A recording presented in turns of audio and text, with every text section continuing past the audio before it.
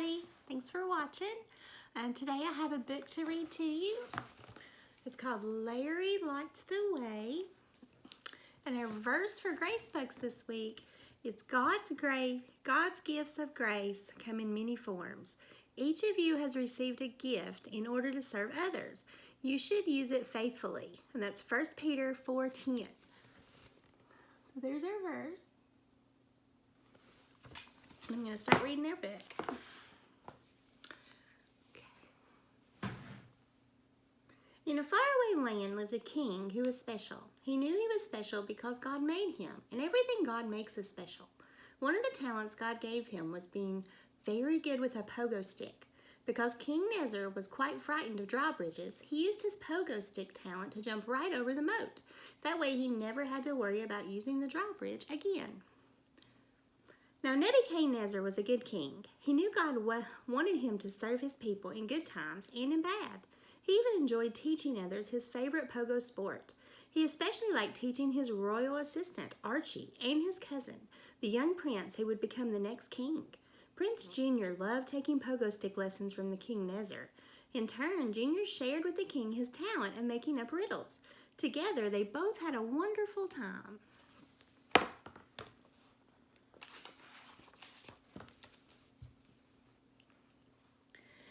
But the king no longer teaches pogo stick lessons or listens to Junior's riddles. Not anymore, because one day a traveling salesman came to visit.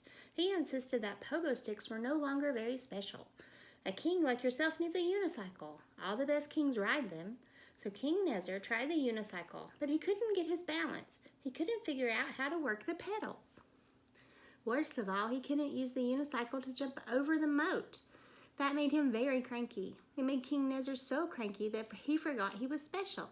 He no longer cared about leading the people, and he no longer cared about his pogo stick. Nebuchadnezzar became a very grumpy king.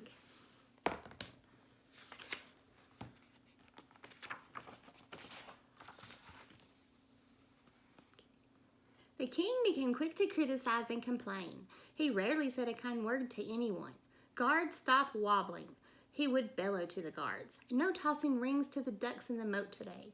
Then he would leave for his morning walk, fearfully hop over the drawbridge and shout, "It's too noisy in the village square." The sounds of singing, laughter, and storytelling quickly came to a halt. "And get rid of all that color," he would grumble as he passed by the pretty paintings displayed by the villagers. No one was cheerful anymore, except for Larry the lamplighter. He was a very joyful cucumber. "Isn't that a beautiful sunset?" Larry would ask as he went about his job. Or, "It sure is fun to help others by lighting up their night."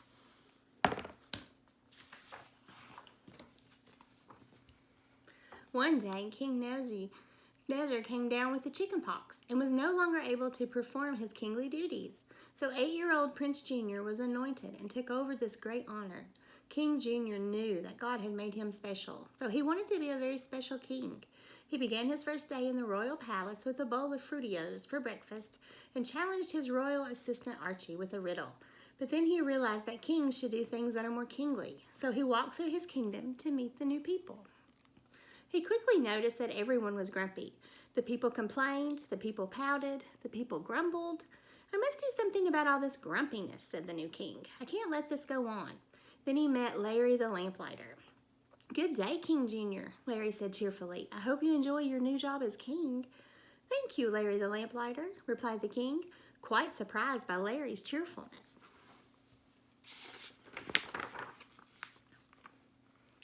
Later that day, King Junior sneaks away to his royal tree fort to spend some time alone. "I wonder what God thinks about grumpiness. I don't think he wants people acting like this. No one is happy," he thought aloud. Just then, the king spotted Larry outside the castle lighting the lamps. He watched as Larry whistled and smiled and lit each one. "Hello, royal guards. You're looking swell today," Larry said cheerfully. He seemed quite happy. The king wondered what made Larry different. When Archie called King Junior for his royal snack, the king told him about the grumpy people and then about Larry. "Why do you think he's so different from the other villagers?" Archie thought for a moment. "Maybe it's because Larry likes to use his own special abilities to help others." "Of course," said King Junior. "God gave each of us different abilities. He made everyone special in some way." You're good at telling riddles, and I'm good at taking care of you, Archie continued. Wasted talents would certainly make one grumpy, because God made us to help others in our own special way. Maybe if the people start using their talents to help one another, it will make everyone feel better, and they won't be so grumpy. I know just what I'm going to do, King Junior said. The king called all the villagers together. When everyone had gathered, he made the following proclamation. Hear ye, hear ye. The villagers in this kingdom have been grumpy long enough. I have a riddle for you to solve, and it goes like this. God made you special. He loves you a lot. So what should you do with the talents you've got? Then the king explained, you have 1 week to figure out the riddle. Then each of you will present your answer at the royal banquet. What? Huh? What does he mean? The people in the village began to fret. Never before had a king given a riddle to solve. They didn't know what to do. Soon the people became grumpier than ever.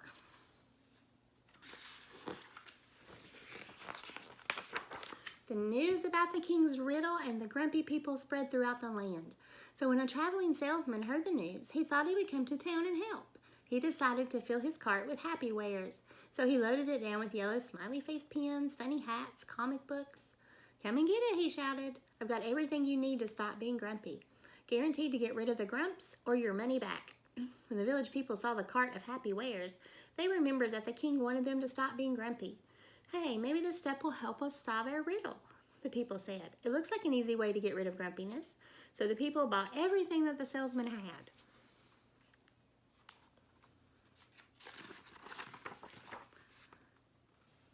Everyone in the village wore the smiley face pins, put on the funny hats, and read the comic books. The people smiled, the people laughed, but their happiness did not last long. This can't be the answer to the king's riddle. Look at us. We're grumpy again, they complained. Maybe that's because happiness doesn't come from buying happy wares, Percival P. suggested. Then what does it come from, they asked. Larry the lamplighter watched as the people tried to figure out the king's riddle. I wish the people could see how special they are, he said to himself. Then they'd be happy on the inside. So Larry set out to encourage the villagers. When he came upon Madame Blueberry, she was looking rather blue. Good morning, Madame Blueberry. What's wrong? I don't know what to do. Boo-hoo, hoo-hoo. I can't solve the king's riddle, and the banquet is only 3 days away, she cried. Remember when you sang that beautiful song at my birthday party 2 years ago? Larry asked her. Why, yes, I remember that well, she said with a sparkle in her eye. Why don't you use the talent you've got to sing at the royal banquet? It might cheer everyone up, Larry suggested. What a wonderful idea. Thank you, Larry, she said with a smile.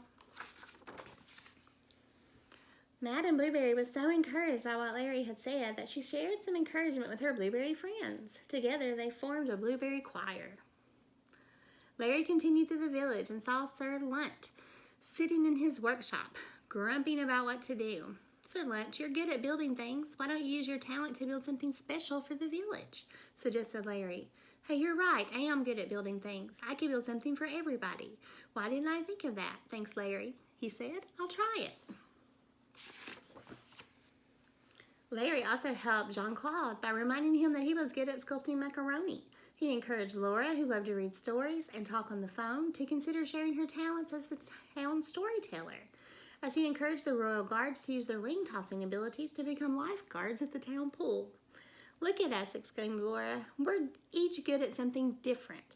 You're right, agreed Sir Lunt, and we're happy helping others, Madame Blueberry added. It looks like we have solved the king's riddle, the people cheered.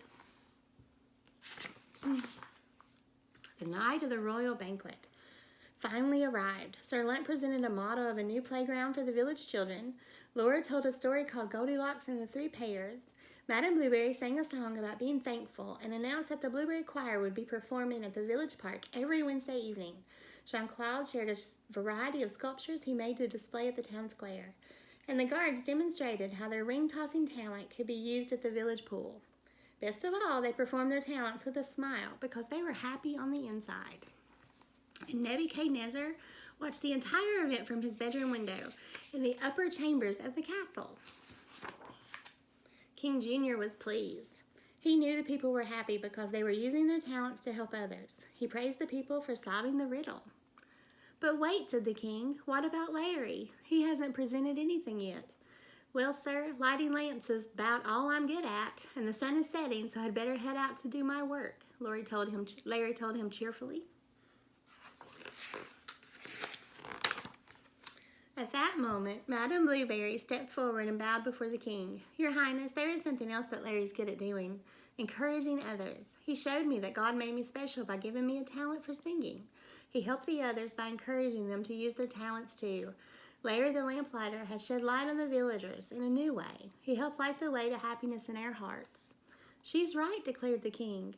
Larry, you have helped to light the way for others. You have encouraged the whole village. Hip, hip, hooray, the people shouted as they lifted Larry high into the air. Larry lights the way. Larry was invited to sit with the king at the royal banquet. During the meal, Larry continued to encourage the king. Hey, nice milk mustache, he joked. And then, you know, you're a pretty good king. King Jr. wiped off his mustache. Thanks, Larry. Do you want to play in my royal tree fort after the banquet? Perhaps I can teach Larry how to work a pogo stick, said Nebuchadnezzar as he hopped out from his royal bedroom. It seems that King Nezer was feeling better. He'd heard all about how Larry had reminded the villagers that God made them special. So Nebuchadnezzar went back to being king. He also went back to teaching other pogo stick lessons. After all, that's how God made him special. And in the village, where everyone used their talents to help others, grumpiness went away. Now happiness ruled the day thanks to Larry, who helped light the way. The end. So as we look back towards our verse, it says, God's gifts of grace come in many forms. Each of you has received a gift in order to serve others. You should use it faithfully. So I want each of you this week to really focus and find out what your gift is. What did God make you special with? What is your gift? And use it to encourage other people. Use it to work for the Lord. And we just hope that we get to see you soon. I hope we see everybody back Sunday. I've enjoyed seeing everyone. Let me know if you memorize your verse and just send it to me. Thanks, everybody. Love y'all.